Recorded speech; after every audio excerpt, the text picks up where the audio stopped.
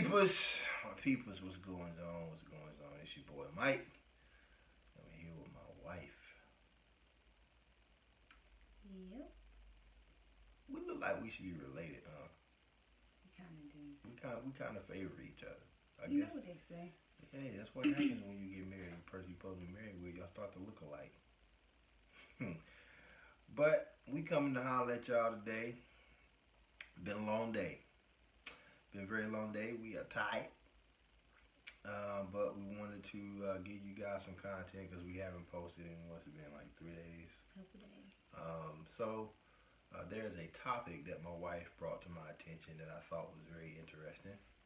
That she has been seeing and noticing on social media outlets. Obliged to people. So I've seen it like more than once, so that's what brought it to my attention. So pretty much the topic is, should you be given wife benefits or husband benefits in your dating relationship before you're actually married? So we're boyfriend girlfriend. Should you be reaping benefits that a husband or a wife should be reaping? This always gets pretty sticky, right? Because as my wife were talking about it, and as she so eloquently put it, where do you draw the line? If the answer to that question is no, okay, where do you draw the line? How much do you give? How much don't you give? How do you know when to stop giving? How do you know when you're giving too much? How do you know you ain't giving enough? And the questions to those answers are very person specific. And what I mean by that is it depends on the situation. It truly does. If you see that this dude is taking advantage, and I can only speak from the male perspective because I'm a guy, so I can't tell you. That's what she here for. That's what we got. Yeah, that's what she here for. But from the fellas' perspective, if I'm a guy and we're dating, and I have shown you in some way, shape, form, or fashion that I am not prepared for stable life as a married man. I've shown you this. I've made a comment. You caught me doing something I shouldn't have been doing, or you caught me in a untruth, or whatever the case might be about who I'm. If you're the only person I'm with, whatever. And I've shown you that I'm not really trying to do this settle down thing. You might not want to give me husband benefits. Like you might not want to be cooking dinner. You might not want to be buying extravagant birthday and Christmas gifts and Valentine's Day gifts. Because what's going to happen is you're going to find yourself hurt. And then when the right guy does come along, you ain't going to have nothing to give him. Because you done wasted it on a bozo who you knew wasn't ready and wasn't ever going to be ready. Not for you. Mm-hmm. So the issue then becomes a issue of the female and not of the male. As a female, you have to be you got to be watchful and you got to pay attention to the signs, because at some point in time or another, most guys show you who they are within the first couple of months. You can hold true on what kind of person they are within the first couple of months. You're either a good guy or you're an asshole. There is no in between. There is no no. You either one or the other. And it's up to you as a woman to dictate what that is and then act accordingly. But if you get caught in a situation where you giving a guy marital benefits and this man ain't made no kind of commitment to you, then you can't be mad at nobody but yourself when you get hurt. Now that's just my opinion. Well, you know what? I don't think it's a male female response to this. I think it's the same across the board, because I have heard guys say that they have given women husband benefits and they don't appreciate it, and it's just like it doesn't matter. And what woke them up was hearing other females wishing and hoping and wanting the things that, you know, they were doing but wasn't being appreciated. So Yeah. I think it's across the board. I don't think it's a male female. And you know, I can agree with that respectfully. I can respectfully agree with that because I've been in a situation when I was in high school. See, I wasn't very popular, in terms of like being the guy on campus.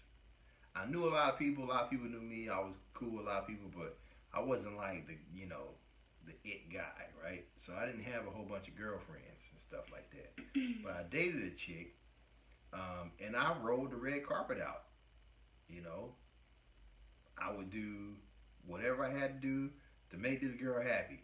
Whatever a 15-year-old can do to make a girl happy, that's what I did. You know what I'm saying? Right. And you know, many people would have looked at what I was doing like, "Dang, dude, you doing too much. What, you finna marry the girl?" Right. And I was like, "Maybe, bro, you're 15." But that's neither here nor that's an example to say that is true.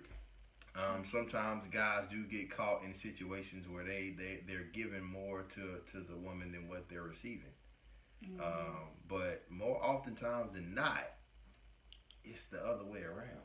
Yeah, but I think with women though, I think, you know, we sit up here and we say we want a good man. Oh, I'm ready to do this and I'm ready to that. And I want this in a man. And then when it presents itself, we get scared.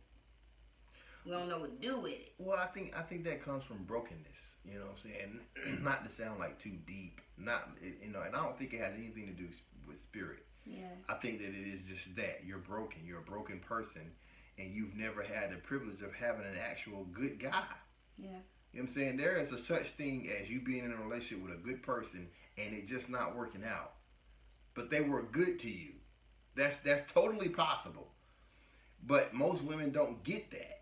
Like ever. I've never had a good guy. All the guys I've dated either cheat, lie, screw my friends. You know what I'm saying? I've never had a good one to where they literally are just all about me. Yeah. You know what I'm saying? So it's difficult to come by, and on top of that, it forces them into a situation where they feel like they have to overcompensate for the bad guy. Like, I have to do more to try and turn you into a good guy. So I gotta cook you, you know, I gotta clean, and I gotta give you my booty. House. Yeah, I gotta let you move in, and I gotta let you, so that hopefully, maybe one day, hopefully you'll wake up. You'll marry me, and we'll have the kids in the white picket fence. And unfortunately, that's just not gonna happen. That's just never gonna happen, because this brother is showing you, or this chick is showing you who they are, bro. No, I don't want that. I don't want that. You know what I am, and you know what I'm here for. And if you ain't trying to give it to me, I'm finna go somewhere else. So when is enough? To me, man, enough is enough when you finally realize, when you get that first view that they're using you, that's enough. Cause I feel like everybody knows. Yeah, you know. I mean, you might not want to know, but you know. You already know if something is going anywhere or not. Yeah, you know. You, like I said, you might not want to know, but you know. Or you holding on to hope, hoping it's going. Change. You know, hope and stupidity. That's two different things. And you can be both. You know. You can be both. You know, I hate for you to be hopeful and stupid. Hopeful and stupid. You know what I'm saying? Woo! Ooh, hopeful. Done that. Yeah, hopeful and stupid, man. That's just not good. But you know, I think that in this particular situation, you know when enough is enough, and better yet, you know when you meet them, that this ain't it. So don't even put yourself in that situation. That's how I feel, because you know, especially when y'all real good at this, like you know on the first date or two how this could possibly go. I could, yeah. Or I don't know about you, fella. You got something going on, and I can't quite figure it out yet, and I ain't finna stick around to try to figure it out. But the thing is like that doesn't happen too often. So you get stuck in these situations to where you now you play a house, and you've been doing it for 10, 15 years. And you never get married because they're comfortable. Never get married because you're comfortable. I know somebody. I know a guy right now that has been with a woman for 20 years, and they're not married. That is sad. You know what? But you know what? I know people like that. I have family members like that. That's sad, man. Like, you've been with me for 20 years and you won't make a commitment to marry me. But I'm playing your wife. Mm-hmm. You playing my husband. Mm-hmm. But we won't solidify it. That's sad. That's pretty sad. So I think, to answer your question, I think enough is enough when you first get the impression and the valid fact that this person right here is not ready for where I'm trying to go. I can agree with that. Now, my question would be, from the female perspective, like, how do y'all view that? Because I mean, it's different, because we're usually on the receiving end. So how do you guys view that from the other way around? What, giving? Yeah, because eventually, and it seems like for women, man, y'all just never get tired. Like, when do you get tired? That's the thing with women. We just, like I said, like we just be. I think you're in love with the idea of being with somebody long term, being married, so you just dish, hoping it's gonna. And you know what? Me and one of my girlfriends just had dinner, and we had this conversation.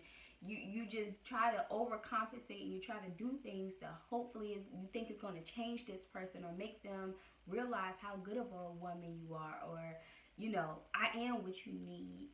And if they're not ready, if they don't want it, it's not going to happen, and that's just the bottom line. Yeah, and I think that it's important for people to understand their own self-worth. Definitely.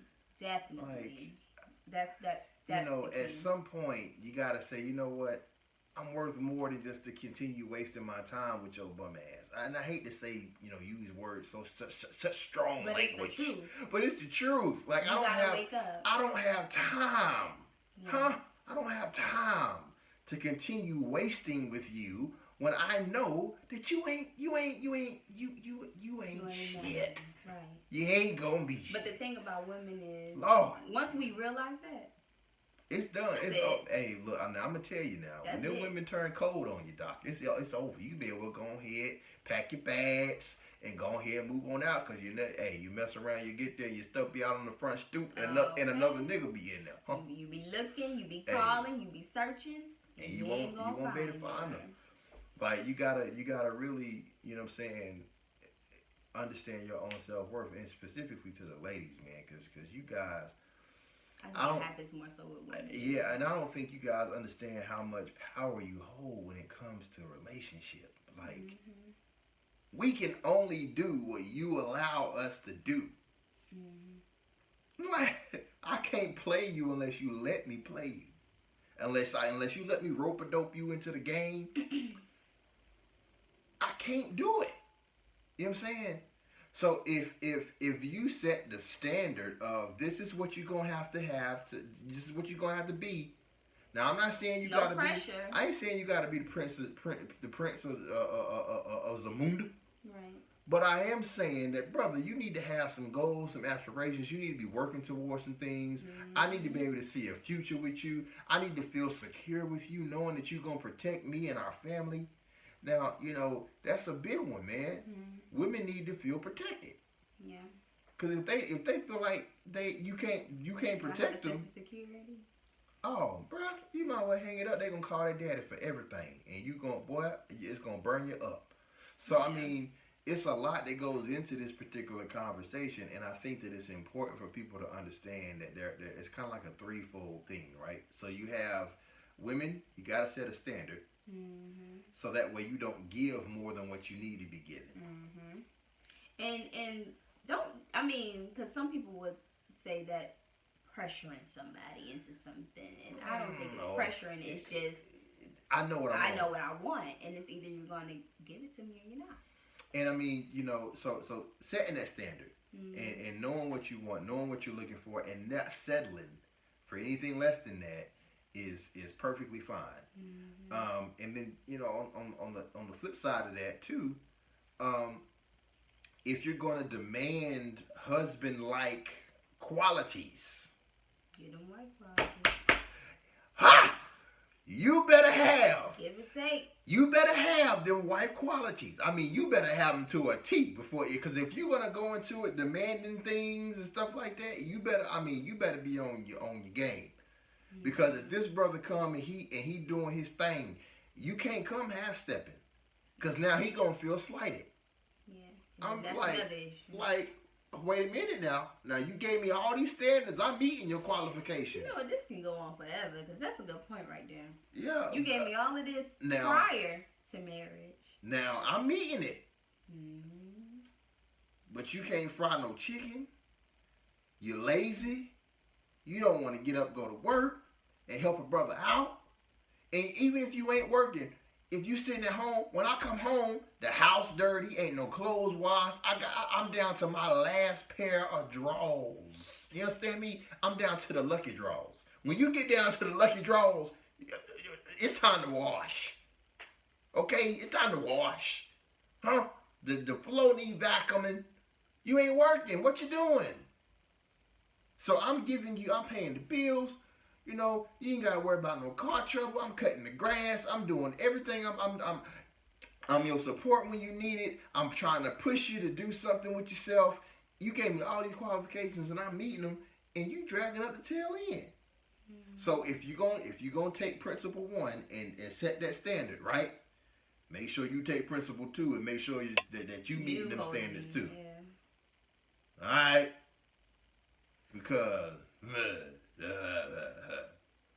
And lastly, I think, you know what I'm saying, in this particular situation with give and take and how much do you give and how much do you not give, when you start dating someone, you need to outline clear expectations of what this is. I'm not just. So you don't get. When you start getting up to date. When you start hitting like 25 plus, you need to start setting some expectations for your dating relationships. 25 below, you got a little room to play. You know, you can do something stupid. You got a little time, not unless you die tomorrow, which is probably not gonna happen. But hey, you never know. But when you get like 25 on and you're really ready to settle down and have some kids and have something sustainable, you need to start setting some demands on the dating relationships that you have. Because if you don't, guess what? You're wasting your time. You're gonna be 40 and single. Mm-hmm. And bitter and mad. Mm-hmm. So I mean that's what I think. I think that those 3 things are like key.